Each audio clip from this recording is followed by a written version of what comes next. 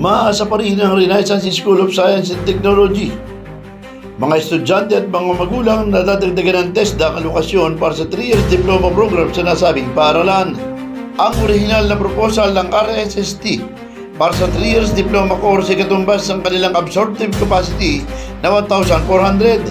Bagamat ang kanilang actual aplikante o enrollees ay umabot sa 2,000, subalit ang ibinigay lang na alokasyon sa kanila na inanunsyo noong kalagitan ng September ay 250. Lumiyang ang chairman ng RSST kay President Ferdinand Marcos Jr. at binanggit nito ang ginawang pagbabawas ng alokasyon at sinuportahan din ang panawagan ng TESDA sa Presidente at sa DBM para sa karagdagang pondo na 2 billion.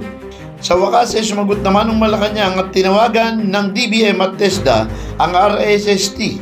At noong nakaraang Martes, October 7, muling isinumite ng RSST ang original scholarship applications sa TESDA. Nagkaroon din ng meeting kay Provincial Director Maria Roque kasama ang ilang staff.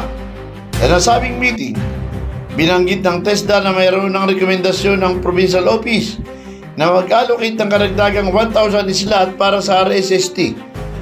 Habang hinihintay ang approval ng TESDA Central Office sa budget ng kanilang tinanggap mula sa Department of Budget and Management.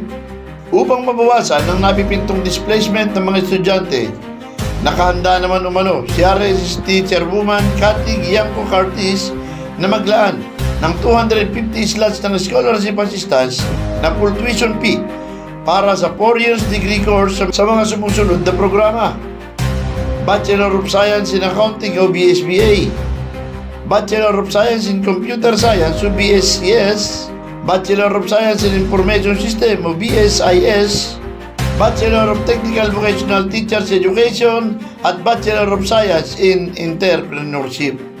Subalit, ang miscellaneous fee kada semester ay sasagutin ng estudyante.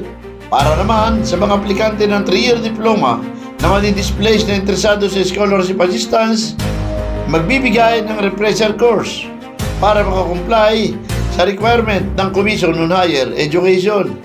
Ipinababatid din ng pamunuan ng RSST na kung meron mang impormasyon na nais malaman, huwag magkatubili na kumontak sa registration office o sa Office of College Dean.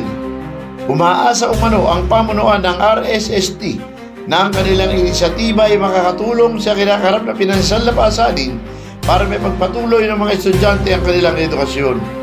Ang kabilang sa unang 250 scholar slots ay makakatanggap na rin ng abiso upang mumpisa ng kanilang klase sa TESDA sa mas madaling panahon. Habang ang additional funding recommendation ay sumasailalim pa sa review at approval at nakasalalay pa rin sa budget allocation ng Department of Budget and Management.